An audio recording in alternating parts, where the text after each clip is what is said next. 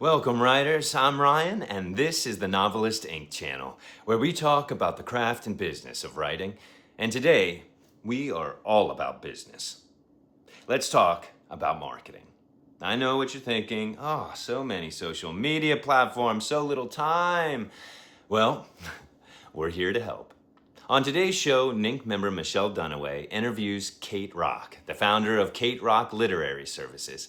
Kate will tell you how she matches authors with the right influencers, what a successful book marketing campaign really looks like, and the single most important thing authors need to know before hiring help. And good news, Kate says sometimes a small budget is actually enough. Enjoy.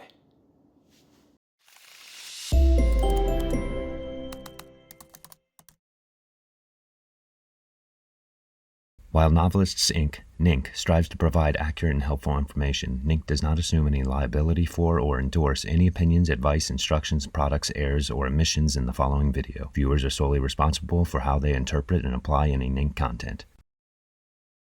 Hi, well, I'm Michele Dunaway, and I have the great honor of interviewing Kate Rock today, talking about social media and social media influencer and how it can help sell more books. So, welcome, Kate. Thank you, Michelle. I'm so happy to be here. Um, I am Kate Rock, and I run Kate Rock Literary Services. I'm in my 12th year, and I work with all kinds of authors. So, traditionally pub, lots of indie, lots of self pub, and I love it.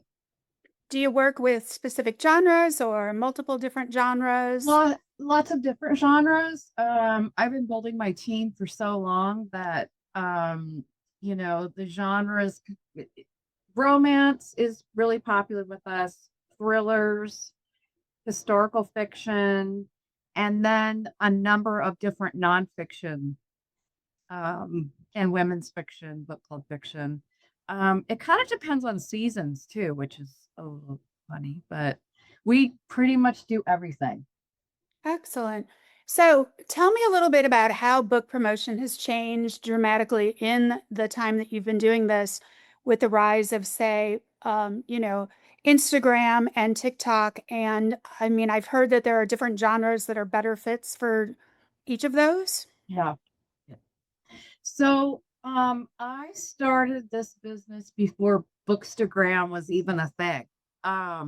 So I distinctly remember when, the book community who does really well on social media, um, we kind of coined that term. And that's kind of when things really took off on social media for books. Um, and that's when hashtags were usable, and they're not anymore. So that's one of the big changes. Book Talk kind of came after, and I'd say a couple years after, really. And romance is the biggest genre for Book Talk. It just really that's in contemporary romance. And just romance in general, it gets a really big audience. So those are the books that tend to do really well. Some psychological thrillers, but mostly I just see a lot of romance. Can you tell me a little bit about that difference between, or are they the same? Marketing, PR, even influencing? Yeah, marketing is is different from PR. PR is mostly getting larger media, um, getting magazines, podcasts, interviews, things like that. Marketing is more getting the book out in front of a lot of eyes, and doing certain campaigns that are going to hit the right audience. It's important to know who your readers are. And if you don't, you have to find them. So once you find your audience, it's a little bit easy to market your book. And then influencers came in. The traditionally pub houses started sending books out to reviewers and readers prior to social media. People had signed up to review books, and then it has become a pretty large endeavor. Um, and then authors started doing the same thing, sending out books to reviewers or their street team. And it's just become one of the biggest ways for books to be seen by a lot of eyes. So that's kind of the influencer part. Um, at first, I had a problem with the name influencer because it just sounds like, they're going to sell you some cream for your face that that they're never going to use. But it kind of morphed into that. Um, Okay. from reader reviewer and then book talker to bookstagrammer, and now we just kind of put it all into one book influencer. So how do you, or, you have dedicated sort of bookstagrammers that you work with, like on your site and so forth. How did you build that network? What should an author look for when they're looking to, hire someone like you, Right. and they're trying to figure out that network? Yeah, so over the years, and it's taken, it ebbs and flows, but I've had a lot of the influencers that have been with me since the beginning, which is really cool. Mhm. And some of them have large followings, some of them smaller ones. I really don't look at follower count because that doesn't seem to really have much to do with how a book's going to sell.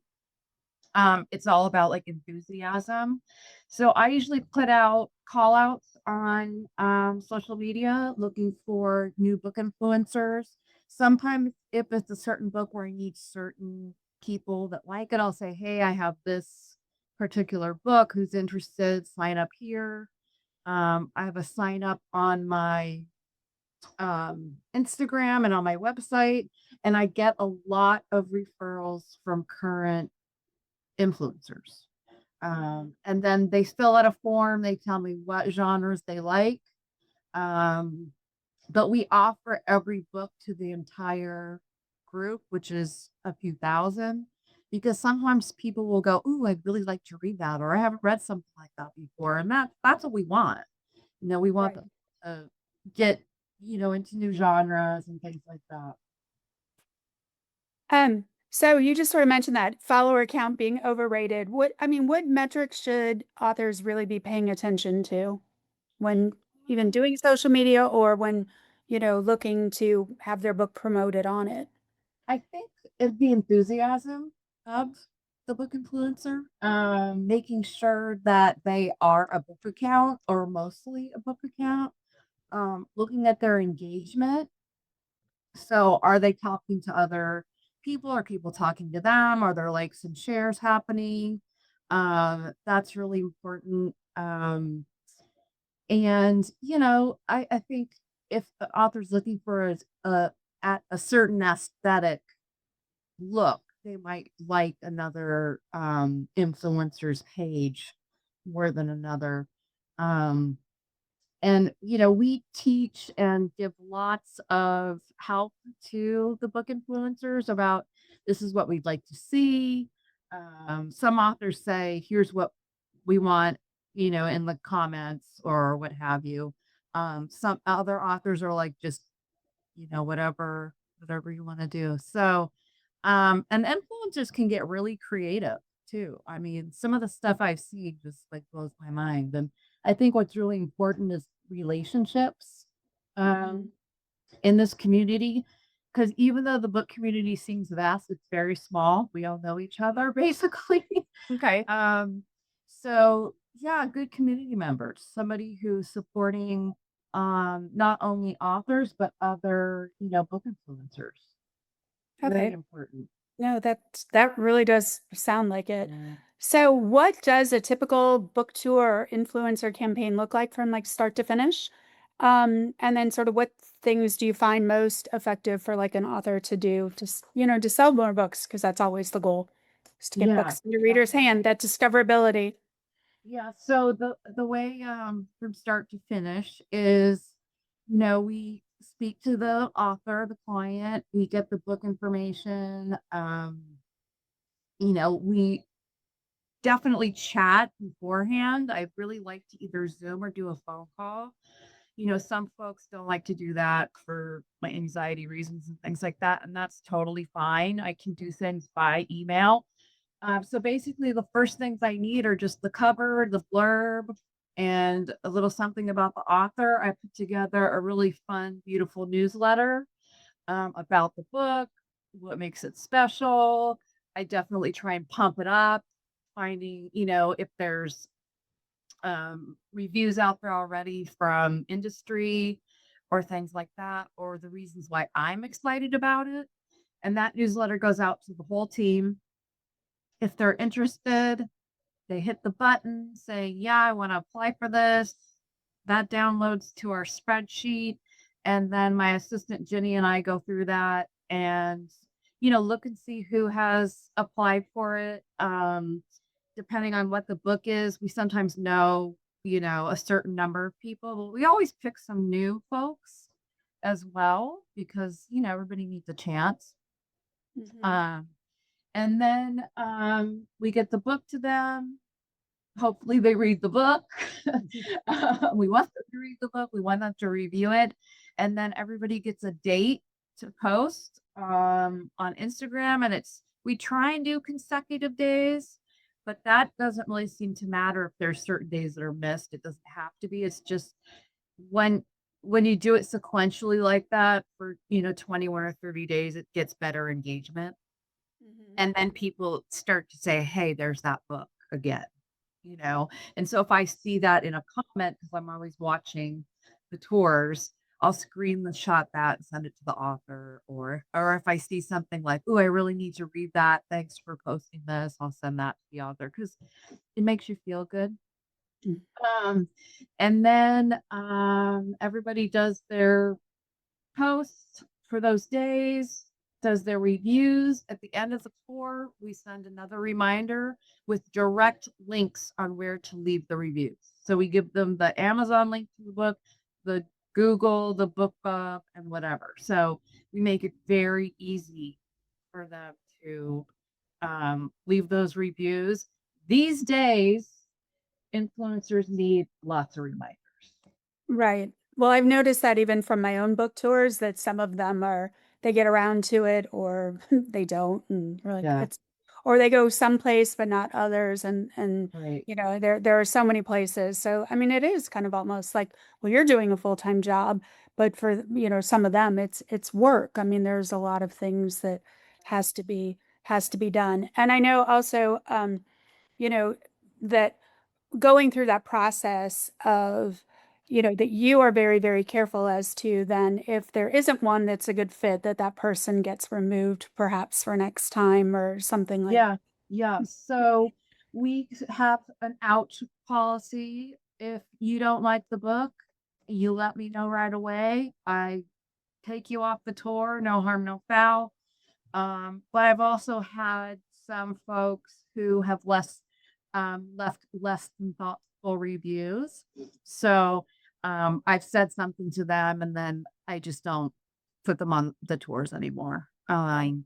So there is that especially on Goodreads, there's that weird mean girl thing where people are going around and leaving just terrible reviews and you know, we don't like that. no, as an author, sometimes those reviews are hard and Yeah. it's like we get it. Like, the average on Goodreads is like a 3 and I'm okay with that. Yeah. But it's sometimes when they say something like, "Oh, I just don't like this author," then you're like, "Okay, then why did you pick up my book again?" But I mean, thank you for the sale, but at the same time, Yeah. that's where it gets a little frustrating, I think Or sometimes. I read her last one and didn't like it. So I tried this one and didn't Yeah. like it. It's like, Yeah. don't do that. Right. Or thank you for announcing it. It's sort of like, Yeah. yeah, okay. Because then you have somebody else who's like, oh my God, I love it. And I can't wait for the next one. And I mean, Yeah. authors, I personally, I sometimes will look at bad reviews and depending on what the reviews are, I'll go read the book because I know it's good, yeah, yeah. you know. So Yeah, it's not, I mean, everybody's not going to like the same thing. They're just not, and Yeah. that's okay. That's okay. That's why, Yeah. some people's houses are painted beige and other people's houses are painted bright orange. It's just Right. what it is. Exactly. Exactly. So what should an author have ready before they would come and approach you, for instance? Like how far out? Because I know for, authors that are perhaps trad, we don't get our Yeah. books until about 2.5 months before we actually get we actually get the hard copies for when I write for Harlequin, 2 to 2.5 months before. Right. We may not even get the e-copy until like 3 days before the book releases, which can be a little bit frustrating sometimes, that we don't have an e-copy right away. So Yeah. how far out could a campaign start, say if a book is releasing in, 6 months, like, July or whatever, during, I I guess. would say as soon as, everything is available.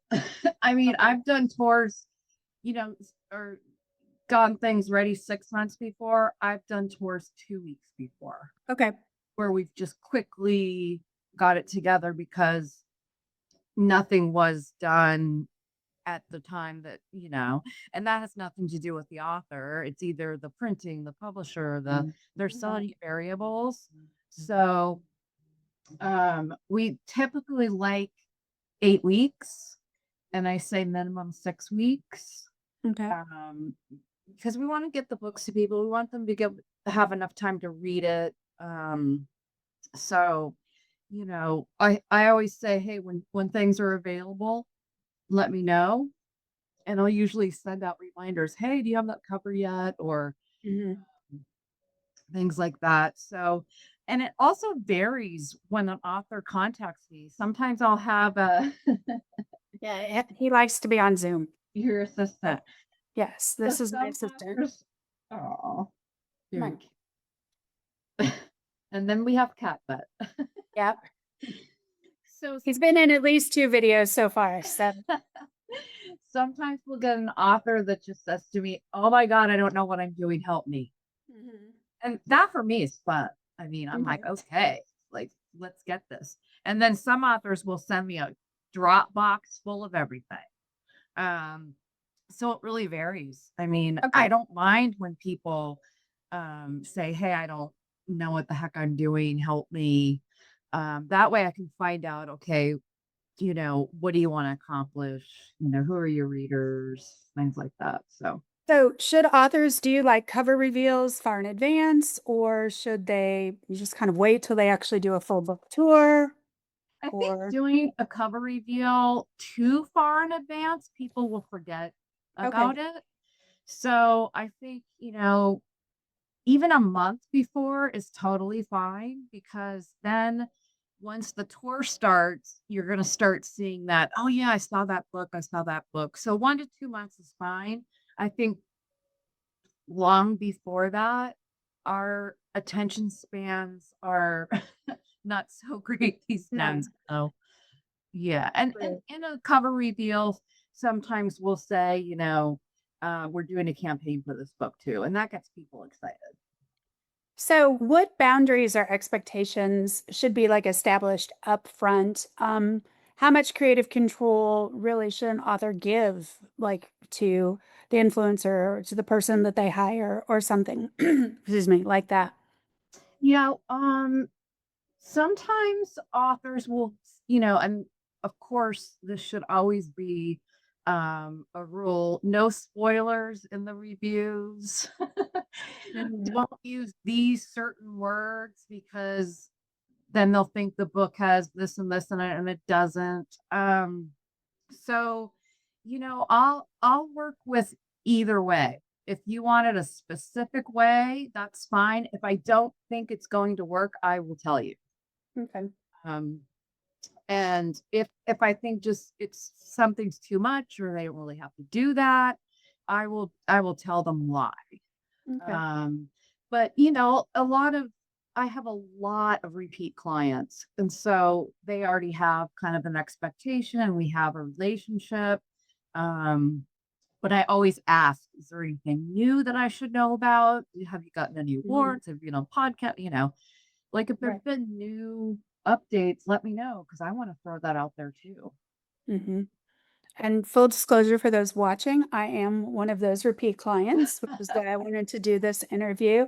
So, Thanks. what is that number one thing authors should know when seeking to hiring, marketing help? I mean, we can talk about, even those debut authors with like a small budget or an indie where you're financing it all yourself, Yeah.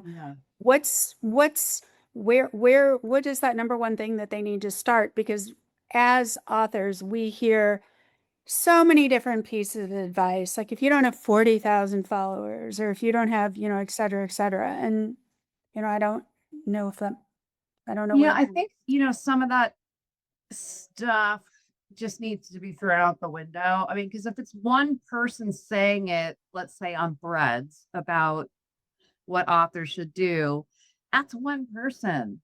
I mean, you really have to like talk to your colleagues, get Mhm. referrals from your colleagues. I also get a lot of referrals from my own team, my book influencers.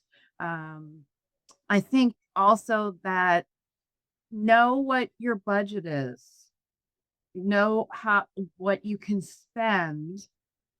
If you don't know, we will come up with something, but there's always a budget that we can work with. Even if we're just doing a week-long book blitz, like let's do that. Let's get your book out there. I also have, I can do payment plans and things like that. And then I use Square and Stripe, and you can also do like Affirm and Klarna and those types of things. So there's options out there. And I have a pretty extensive service sheet that I send out. Um, so people have an idea of what the prices are, but there's always an option. So there's why should people use not I mean like I think there's a new internet site that was just founded called Cali, which I'm sure you've heard of. Have you heard of Cali? Mm-mm. Well, you might want to go look at it, CALLI, which is basically where it's now like their like a membership is going up to like $500 a year where you can go in and kind of like there's a paid where you can pay influencers, and then there's also like where you can just put it out almost like a matching service. Yes. So but why should people like use perhaps just a human rather than going into, say, this service where I throw my book out there and I hope it matches with people that might want to look at it and use it? Because I know people who have used Cali, they do have a free version, and then they had their demo version right now for like $199, and then as of April 1, it's going up to like $500 a year. So Right. to where you can go in and do whatever unlimited type things. Yeah, I mean, I would be reticent to sign up for something and just throw money at it when I don't know who they are. That to me, I think seems like a crapshoot. Okay. And if there's people trying it now and then it starts to work out, yay, we'll start hearing more about it and how it works for Mhm. people. But I really like having a relationship with my Mhm. clients. I think I can really gauge what's working for them, what's not working for them. And I know which clients might try something new, um, Mhm. a new type of campaign or something like that. So I think having that personal relationship is really important. Okay. Yeah. I mean, like I said, this is, online and they've got tech support because I did meet, I had a romance writer group do a Zoom with the owner who had Oh, kind of cool. explained it. I was like, well, this is interesting. And then I had a friend who just used it. And I haven't gotten any feedback, but I like that idea. Like you said, I like the idea of a personal relationship. I just don't have it out there where nobody wants it, or Yeah. you're trying to figure out who is the best person to, Well, and also, send things to that. I mean, because books are expensive to send. I mean, media very, mail, for people who are watching this, I mean, media mail today for two contest win books, it was 477 a piece, and the price is only going to go up. right. So, I mean, and that's not even including the cost of the book. That was Yeah. just the mailing of that. We're trying So, to educate folks about how expensive it is to send a physical copy. I understand wanting to have one, but you know, it's becoming almost ridiculous. Mhm. The fact that, hey, I'm not signing up for anything unless I get a physical book. I mean, it then maybe you shouldn't be doing this, you know? And I understand there are some, medical reasons and things like that, and that's fine. But you know, NetGalley is awesome. Getting an EPUB is great. Book Funnel is wonderful. I'm a Kindle reader, and have been for many, many years. So I think that book influencers are going to have to start looking at the trends that are happening because a lot of even big pub are not printing physical arcs.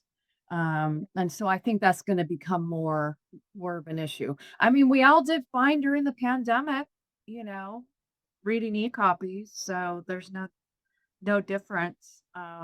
So True. I try and encourage folks.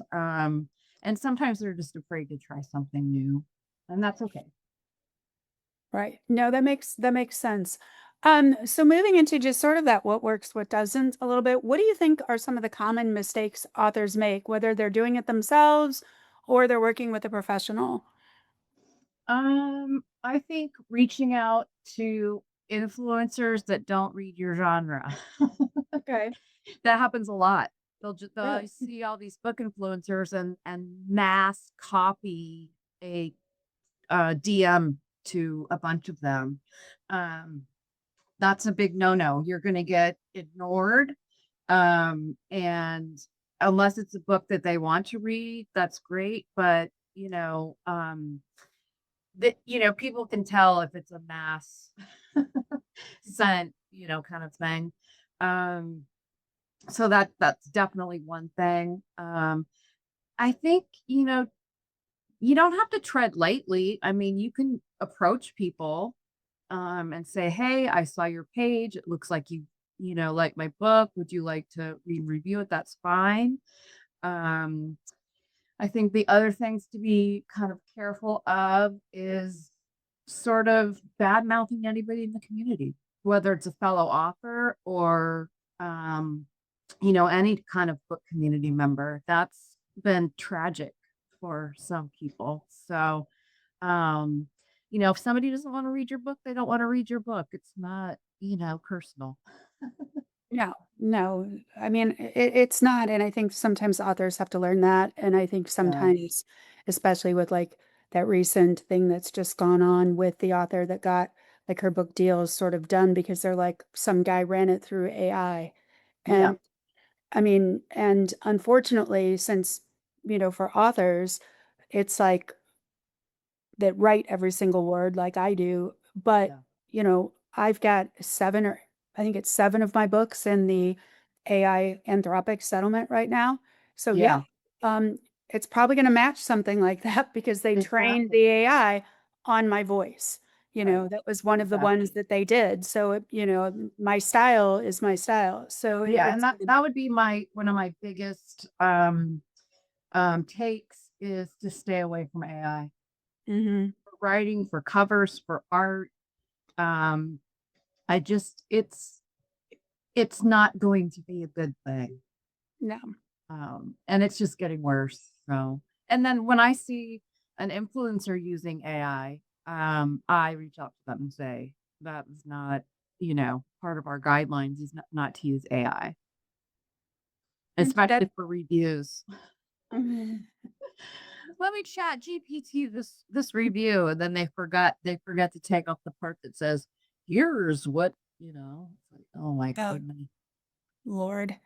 Lord. So, have you seen any surprising genres or book types that do exceptionally well? I mean, Um, and what does exceptionally well look like anyway? I mean, what metrics should like an author look for? Like I said, should they set that goal in a sense of like, yeah, do I they mean, want sales? Do they want followers? I mean, can you like sometimes that's the combination? question I have to ask is what are you looking for? Mm-hmm. Do you just want sales? Do you want your name out there? Do you want to find more readers? Like, what are your goals? Of course, sales are always out there, but the thing about marketing and sales is they're two completely different things. And that is something very, very important for authors and clients who come to me to know that I cannot direct how many sales you're going to get. And if Mhm. another firm tells you they can, they're lying to you. So you need to be really careful of, those empty promises. Um, I think that getting your book out in front of as many eyes as possible is key. A couple of genres that have surprised me for being so popular are travel, like travel memoirs. Um, and I have one coming up that's just totally amazing. That's about Thailand and it's kind of Mhm. White Lotusy and it's very cool. So those are really popular.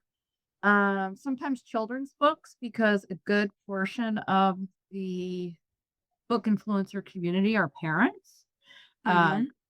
so those can be popular. Sometimes I gauge how many people sign up for a book as how well it's going to do. Because sometimes I'll get like 100 people and sometimes I'll get 25, so just to throw numbers out there. So I can pretty much tell how well a book's going to do. But also, one of the compliments that I get quite often from the book influencers is I would have never learned about this author without you doing the tour or inviting me on the tour. And, I have quite a few people that, some of my clients have become their go to auto buy authors. And I love that. Mhm. Um, so, yeah, and ebbs and flows, you know? The book world changes so often, you just kinda have to be on top of what's happening, you know? Like this Cali thing you told me about. So I think Yes. it's starting to ring a bell because maybe you said something to me before about it. So now I don't think it was me, but yeah, but I'll I'm text gonna it go to you. check it out just to, Yes. 'cause I'm sure I'll have other clients that ask.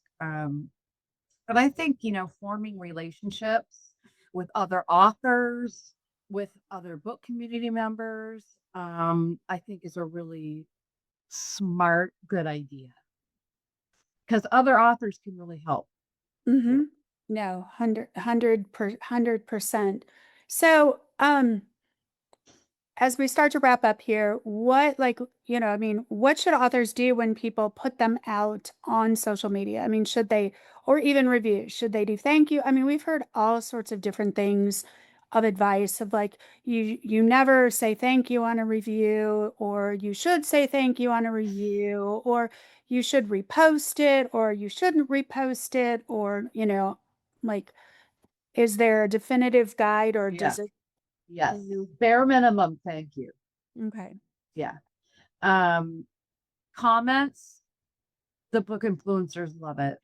I mean, they absolutely and sometimes they'll DM me and say, "Look what the author said to me." I mean, they just really Mhm. it's exciting for them.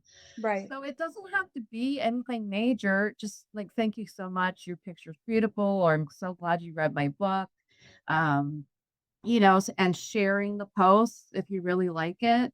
Some influencers will ask authors to collab and I would only collab on a post that was really beautiful and a great review because it dumps right onto your feed if you Right. collab. So don't feel bad if you refuse a collab. It's that's not a problem. But yeah, bare minimum, thank you. They do love comments.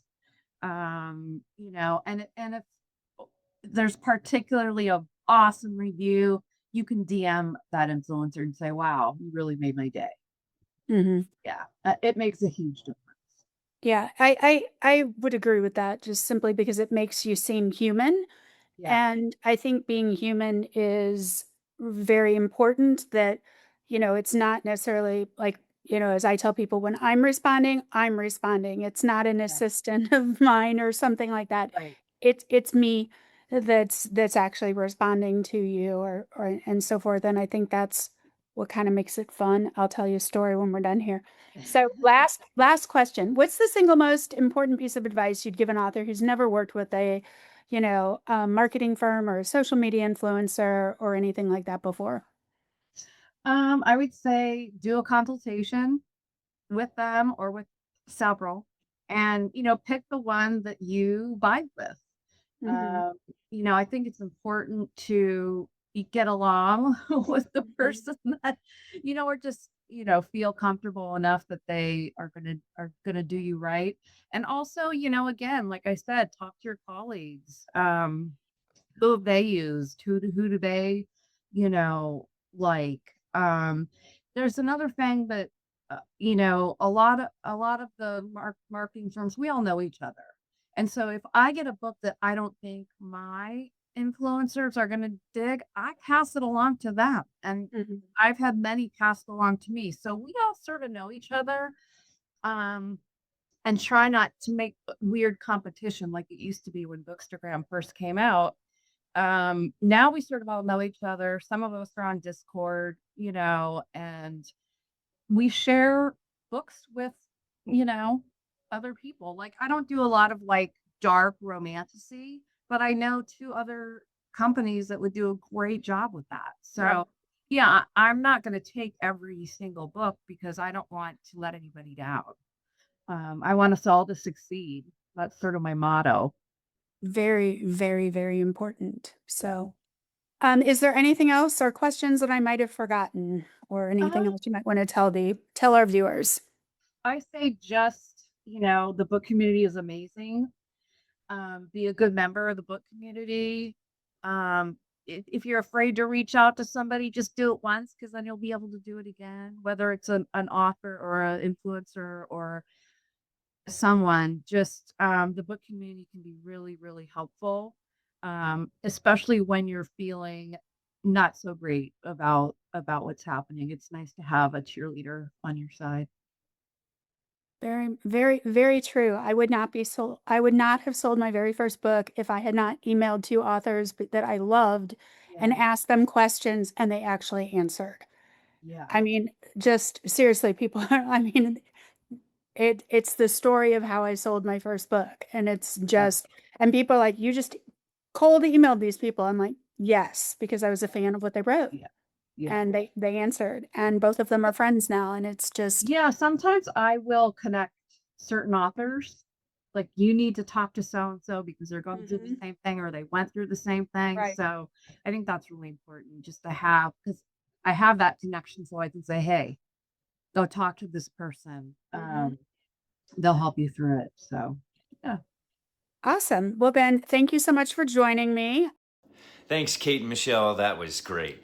Now, authors, if you'd like to know more about Kate's services, we've put a link to her business in the description box below. There's also a link there to more information about Michele Dunaway and about Novelists Inc., the organization for professional novelists. Until next time, happy writing.